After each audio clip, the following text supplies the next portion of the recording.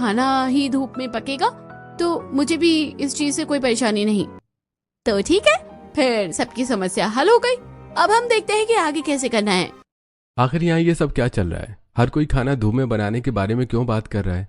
और आखिर ऐसा क्या है कि जिसकी मदद से सिर्फ खाना ही धूप में आसानी से बन जाएगा और उन्हें ऐसा करने की नौबत क्यों आई? ये जानने के लिए चलिए चलते हैं कहानी में कुछ समय पीछे। पूरा परिवार एक सोफे पर बैठकर टीवी देख रहा था। चलो बेटा, थोड़ी देर के लिए न्यूज लगा लेते हैं, देखते हैं जरा आजकल क्या चल रहा है। सब टीवी देख रहे थे और टीवी में न्यूज चल रही थी। अभी एलपीजी गैस के सिलेंडर का स्टॉक खत्म हो रहा है, तो आप सभी को अभी गैस का थोड़ा ध्यान रखना होगा। आप तो जानते हैं कि अभी देश में क्या परिस्थिति चल रही है, लेकिन किसी को भी घबराने की जरूरत नहीं है। ये सिर्फ कुछ दिनों की बात है, उसके बाद सब ठीक हो जाएगा। अरे क्या ठीक हो जाएगा? जहाँ देखो जब देखो बस इसी बारे में ही बात चल रही है। फोन खोलो या टीवी खोलो, बस हर कोई सिलेंडर की ही बात कर रहा है। सच में मम्मी, पता नहीं ये समस्या कब हल होने वाली है। अच्छा, क्या तूने सिलेंडर वाले को फोन कर दिया है कि वो सिलेंडर लेकर आ जाएगा? हमें पहले से ही एडवांस में सिलेंडर लाकर रख देना चाहिए, वरना बड़ी मुसीबत होगी। अरे तो ठीक है रोहन, तुम आज ही इस बारे में बात कर लेना। तभी वहाँ पर प्रीति सबके लिए चाय नाश्ता बनाकर लाती है। लीजिए, मैंने सबके लिए चाय और गर्मा गर्म समोसे बनाए हैं। अरे बेटा, तुझे समोसे बनाने की क्या जरूरत थी? क्यों मम्मी जी, आपको तो समोसे बहुत पसंद है ना? मैंने तो आपके लिए ही बनाए थे। हाँ बेटा, पसंद थे, लेकिन अब हमें उसके अलावा और भी बहुत सी चीजों के बारे में सोचना है। तुम्हें तो पता ही है कि सिलेंडर का कैसे हाहाकार मच रहा है, तो हमें उसके लिए थोड़ी सी सावधानी रखनी होगी। सच में मम्मी जी, इसकी वजह से तो सबको बहुत ज्यादा परेशानी हो रही है। जैसे इलेक्ट्रिसिटी के लिए हमने सोलर पैनल अपने घर में लगवा रखे हैं, तो बिजली आए चाहे ना आए हमें उसी चीज की कोई कभी चिंता नहीं होती है। और धूप का कितनी अच्छी तरीके से बिजली बनाने में इस्तेमाल हो रहा है। काश ऐसे ही सिलेंडर की कमी की वजह से भी हम धूप में खाना बना सकते। हाँ बिल्कुल सही कहा। वैसे भी इतनी कड़ी धूप हो रही है, गर्मियों में तो हमारी जान निकलने को हो जाती है, तो ऐसी धूप में तो खाना बना ही सकते हैं। इस तरह हर कोई अब सिलेंडर बस बचाने के बारे में सोच रहा था। इस तरह दिन गुजर रहे थे और एक दिन जब प्रीति रात का खाना बना रही थी, एक चूल्हे पर सब्जी पकाने के लिए रखी हुई थी और वो गर्मा गर्म रोटी बना रही थी। अरे हाँ, मैंने इनको 2 दिन पहले ही बोला था कि सिलेंडर लाकर रख दो, हमारा सिलेंडर खत्म होने वाला है, इन्हें दोबारा याद दिलाना होगा। खाना बनाने के बाद प्रीति सभी को खाना परोसती है और उसके बाद रोहन से कहती है, मैं आपको पिछले कई दिनों से सिलेंडर लाने को बोल रही हूँ, आप सिलेंडर क्यों नहीं ला रहे हो? तुम्हें तो पता है जब तक पहला सिलेंडर खत्म नहीं होगा उसके बदले में नया सिलेंडर नहीं मिलेगा। अरे तो हम तो एक एक्स्ट्रा सिलेंडर ले सकते हैं ना, आप कैसे भी करके कोशिश कीजिए, वैसे भी सिलेंडर खत्म होने वाला है। हाँ ठीक है बाबा, इस बारे में बाद में देखेंगे। यूं ही दिन गुजर रहे थे। एक दिन प्रीति अपनी बड़ी नंद सीमा को कॉल करती है। अरे भाभी, परेशान होने की कोई जरूरत नहीं है, मैं हूँ ना, आपका सारा सामान समय पर पहुँच जाएगा। थैंक यू दीदी, आप बहुत अच्छी हो, मेरा हर काम कितने अच्छे से कर देती हो। वहीं दूसरी तरफ शांति अपनी पड़ोसन शीला और सरला के साथ सब्जी लेने जा रही थी। आजकल कितनी ज्यादा गर्मी होने लगी है, इतनी गर्मी में तो एक लाइट चली जाती है, बिल्कुल भी अच्छा नहीं लगता है। वही तो, सुबह से लाइट गई हुई है और यहाँ पर हाल बेहाल हो रहा है। क्या कहा? सुबह से लाइट गई हुई है? हाँ भाई, सुबह से लाइट गई हुई है, लेकिन तुझे कहाँ इन सब चीजों का पता चलता है? तेरे पास तो धूप से चलने वाला यंत्र है जिससे तुझे आसानी से बिजली मिल जाती है। अब फिर बिजली रहे या ना रहे, तुझे तो इन सब चीजों से कोई फर्क नहीं पड़ेगा। हाँ, वैसे भी अभी सिलेंडर की इतनी मारामारी चल रही है, तो जैसे धूप से बिजली ले रही है वैसे ही धूप से खाना भी बना लिया कर। इस तरह धूप का और अच्छा फायदा हो जाएगा और धूप से तू खाना भी बनवा पाएगी। फिलहाल तो मुझे पता है कि धूप से बिजली तो लाई जा सकती है, लेकिन धूप में खाना बनाना संभव है या नहीं, इस बारे में तो मैं कुछ नहीं जानती। अगर ऐसा कुछ होगा तो मैं तुम्हें जरूर बताऊंगी। उसके बाद तीनों एक सब्जी वाले ठेले के पास जाती हैं और वहां से सब्जी खरीदना शुरू करती हैं। भैया, सारी सब्जी तोल दीजिए और सारी सब्जी के साथ एक धनिया की गड्डी रख देना। अब धनिया फ्री में नहीं मिलेगा बहन जी, एक धनिया 10 रुपए का है। ऐसे कैसे नहीं मिलेगा? जब हम तुमसे इतनी सारी सब्जियां खरीद रहे हैं तो क्या तुम थोड़ा सा धनिया फ्री नहीं दे सकते? और फिर हम तो तुम्हारे रेगुलर ग्राहक हैं, हमेशा तुमसे ही तो सब्जी खरीद कर ले जाते हैं। इस तरह थोड़ी सी बार्गेनिंग करने के बाद तीनों को थोड़ा थोड़ा धनिया फ्री में मिल जाता है, जिसके बाद तीनों घर वापस आ जाती हैं। बेटा, तुम मेरे लिए थोड़ा चाय नाश्ता बना दो, मुझे थोड़ी सी भूख लग रही है। चाय के साथ तुम मेरे लिए आज गर्मा गर्म चीले बना देना। माफ करना मम्मी जी, लेकिन गैस खत्म हो गई है, इसलिए अभी तो खाने में कुछ भी नहीं बन पाएगा। क्या कहा?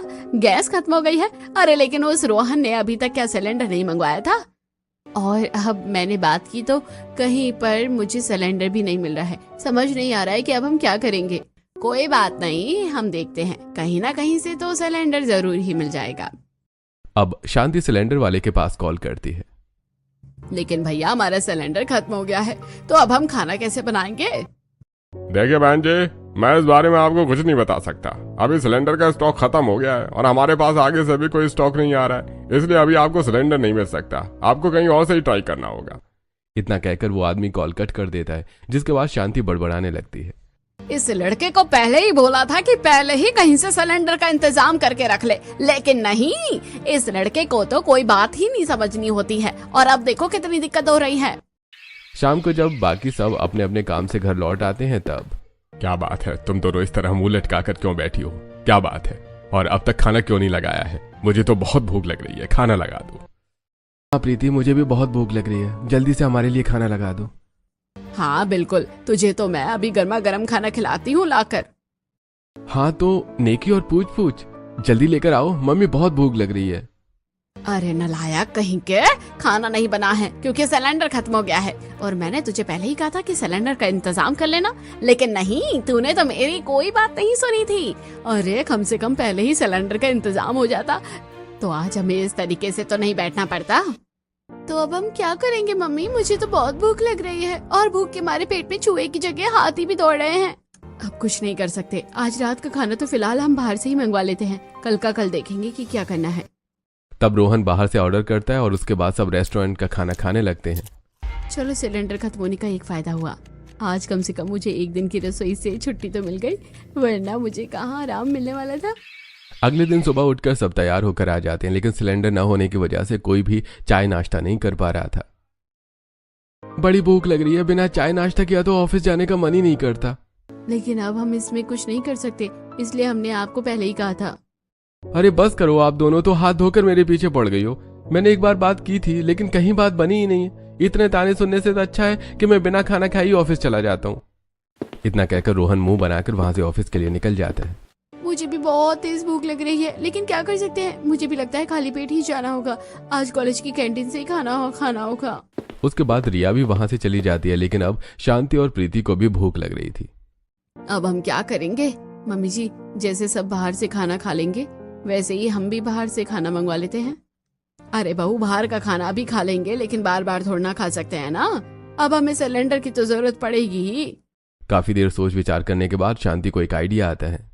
हाँ, मिल गया एक आइडिया। एक अच्छा आइडिया है मेरे पास। कैसा आइडिया मम्मी जी? मैं अभी बाहर से चिकनी मिट्टी का इंतजाम करती हूँ। उसके बाद शांति प्रीति को लेकर वहां से थोड़ी दूर एक नहर पर जाती है, जिसके किनारे उसे चिकनी मिट्टी मिलती है। ये मिट्टी बहुत सही रहेगी। चल बहू, जल्दी से इस मिट्टी को इकट्ठा करके घर ले चलते हैं और जाकर चूल्हा बनाएंगे। अब जैसा शांति कहती है प्रीति बिल्कुल वैसा ही करती है। सारी चिकनी मिट्टी इकट्ठी करने के बाद वो दोनों चिकनी मिट्टी लेकर घर वापस आ जाती हैं। घर आने के बाद अब प्रीति और शांति दोनों मिलकर मिट्टी और पानी लेती हैं और उसको गीला करके उसकी मदद से चूल्हा बनाना शुरू करती हैं। जब हमारे पास इतना अच्छा सॉल्यूशन है तो हम बेवजह ही सिलेंडर के पीछे भाग रहे हैं। हमें पहले ही दिमाग लगा लेना चाहिए था। इससे कम पैसों में हमारा काम हो जाएगा और पहले जैसा खाने का स्वाद भी आ जाएगा। आपको तो स्वाद आ जाएगा, लेकिन मेरी तो सजा हो जाएगी। अब थोड़ी देर की मेहनत के बाद चूल्हा बनकर तैयार हो जाता है। चूल्हा बनने के बाद प्रीति रसोई से सारा सामान लेकर बाहर आती है और उसके बाद चूल्हे पर खाना बनाना शुरू करती है। सबसे पहले प्रीति सारी साग सब्जी अच्छे से काट लेती है। उसके बाद में वो प्याज मिर्च टमाटर काट कर रख लेती है। अब वो चूल्हे पर आग जलाती है। सुबह से चूल्हा बनाने में उन्हें काफी टाइम लग गया था, जिस वजह से दोपहर 12 बज रहे थे और सूरज भी इस समय अपनी चरम सीमा पर था। इस टाइम तो बहुत कड़कड़ाती धूप निकली हुई है। इतनी तेज धूप में मैं तो पक्कर ऑमलेट बन जाऊंगी।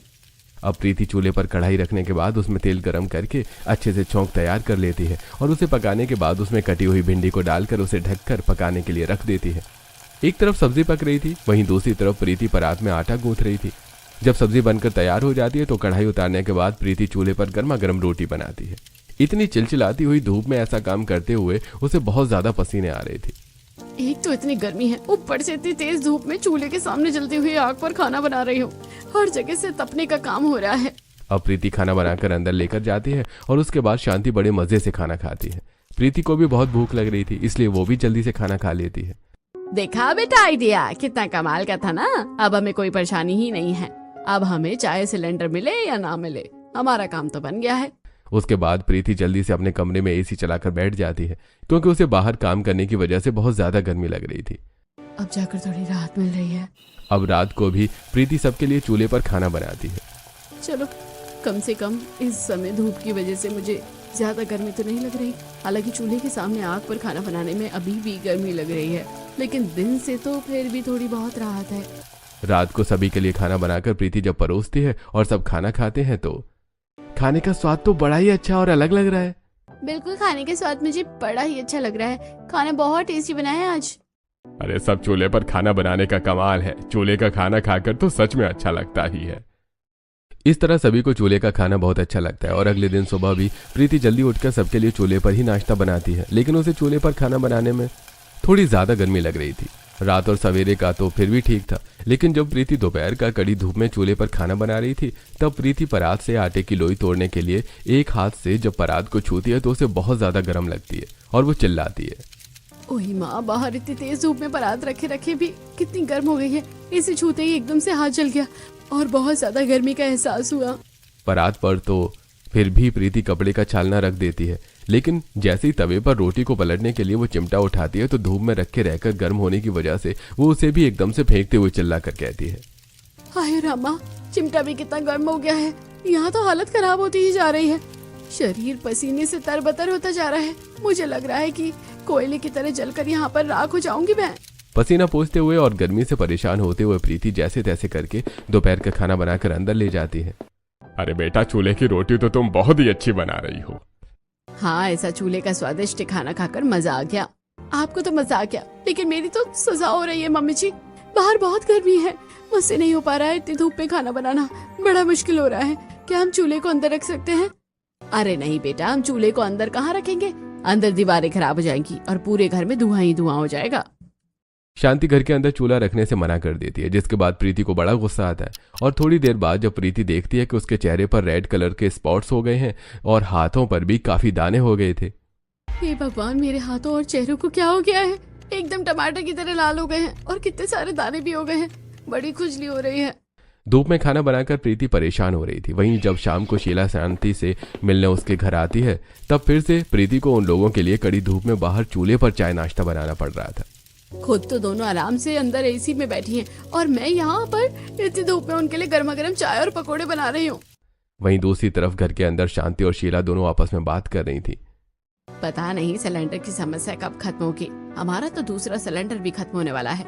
हमने तो ब्लैक में दूसरा सिलेंडर खरीदा है। तूने तो बिना वजह ही ब्लैक में सिलेंडर खरीद लिया। अरे मुझे देख, मैंने तो घर के आंगन में ही बहू के लिए चूल्हा बनवा दिया है। आराम से चूल्हे पर खाना बना रही है और अब हमें सिलेंडर की भी कोई चिंता नहीं है। साथ में चूल्हे का खाना स्वादिष्ट भी लग रहा है, सो अलग। अरे शांति, तू तो छुपी रुस्तम निकली। अरे तूने अकेले अकेले ही इंतजाम कर लिया। कम से कम मुझे तो बता देती। अरे मुझे भी ब्लैक में सिलेंडर नहीं खरीदना पड़ता और 4,000 नहीं देने पड़ते। ओह, तो तू कुछ ज्यादा ही लुट गई। कोई बात नहीं, अभी भी समय है, अभी भी चूल्हा बनवा दे अपनी बहू के लिए।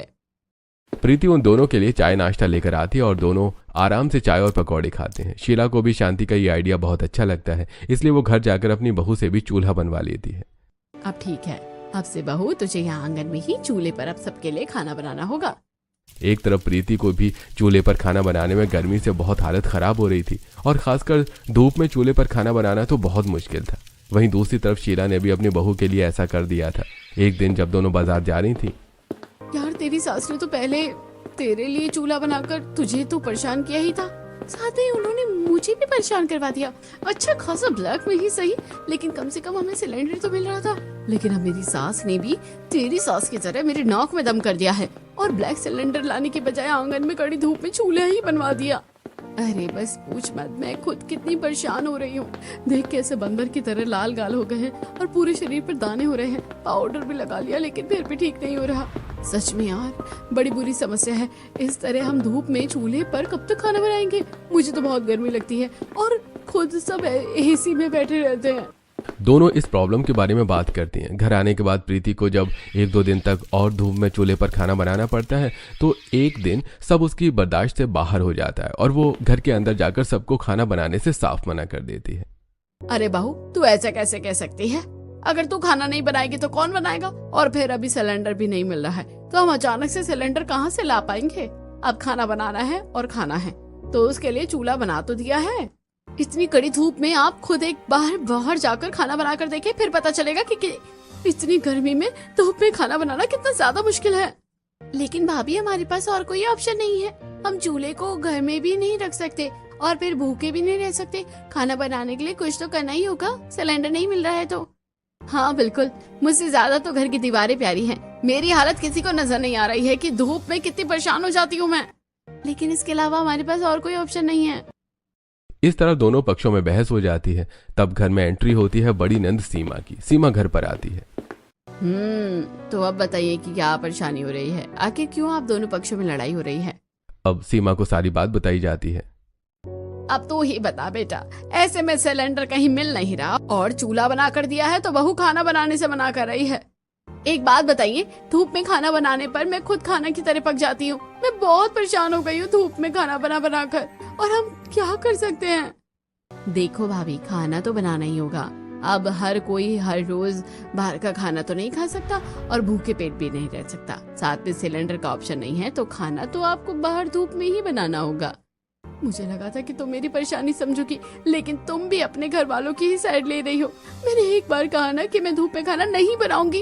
अरे तो भाभी, आपको किसने कहा है कि आपको धूप में खाना बनाना है? बल्कि हम तो खाने को धूप में बनाएंगे। इतनी तेज गर्मी में अगर आप धूप में खाना पकाओगी तो आप धूप में खुद नहीं पक जाओगी। इसलिए चिंता मत करो, मेरे पास एक बहुत अच्छा और मस्त सॉल्यूशन है।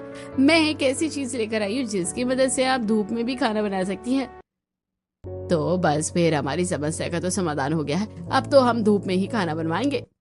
तो क्या है सॉल्यूशन? सॉल्यूशन सिंपल है। आप लोगों के पास सोलर पैनल है, फिर भी आप लोग चूल्हे पर ही अटके हुए हैं। आप लोगों को तो बिजली की भी कोई परेशानी नहीं है, तो आप लोग इलेक्ट्रिक इंडक्शन और इलेक्ट्रिक केटल ले लीजिए, जिसमें सूरज की रोशनी वाली बिजली से उसे आप आराम से चला सकते हैं। साथ में आजकल सोलर कुकर भी चल रहे हैं। वो कुकर ऐसे होते हैं कि उन कुकर में हम खाना डालकर अगर बाहर रख दे तो धूप में ही खाना खुद पक जाएगा। क्या सच में ऐसा होता है?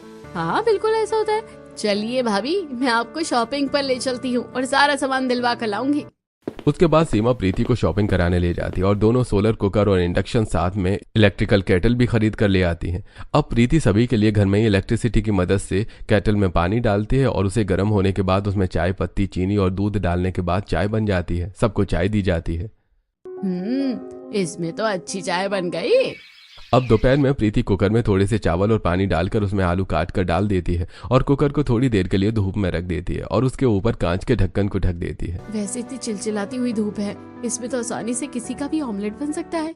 उसके बाद प्रीति अंदर चली जाती है और थोड़ी देर बाद जब जाकर वो कुकर खोलकर देखती है तो चावल पूरी तरीके से पक गई थी। प्रीति ये देखकर हैरान थी और सभी को खाना परोसती है।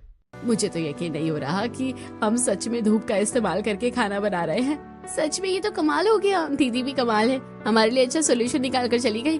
अब से आपको परेशानी नहीं होगी भाभी। रोटी आप आराम से इंडक्शन पर अंदर बना सकती हो और कुकर में दाल, सब्जी और चावल सब कुछ बन जाता है। हाँ सच में, इसके बाद तो अब मुझे भी खुशी हो रही है। इस तरह प्रीति की भी समस्या सॉल्व हो गई थी, लेकिन वहीं दूसरी तरफ नेहा का धूप में खाना बनाकर हाल बेहाल हो रहा था। हे भगवान, इतनी धूप में चूल्हे पर खाना बना रही हो, मेरी तो खराब हालत होती जा रही है। इस प्रीति की सास ने मुझे कहाँ फंसा दिया। नेहा अब भी चूल्हे में फंसी हुई थी, जबकि प्रीति तो इस समस्या से बाहर निकल गई थी। रात का खाना तो प्रीति फिर भी चूल्हे पर बना लेती थी, लेकिन बाकी दिन का खाना वो सब्जी कुकर में डालकर धूप में रख देती थी और उस पर कांच का ढक्कन रख देती थी, जिसके बाद सब्जी पककर तैयार हो जाती है। फिर अंदर प्रीति जाकर इंडक्शन सोलर पैनल से ऑन करती है और उस पर तवा रखने के बाद गर्मा गर्म रोटी बनाती है। कितना अच्छा है, सोलर पैनल से डायरेक्ट इंडक्शन अटैच है। सीधा धूप की रोशनी से पैनल में कन्वर्ट होकर इंडक्शन पर खाना बन रहा है। सच में धूप में बैठकर खाना बनाना बहुत मुश्किल है, लेकिन धूप की मदद से खाना बनाना बड़ा आसान हो रहा है। इस तरह अभी प्रीति तो धूप का इस्तेमाल करके खाना बना रही थी। जब ये बात दूसरी तरफ नेहा को पता चलती है, तब नेहा प्रीति से मिलने आती है।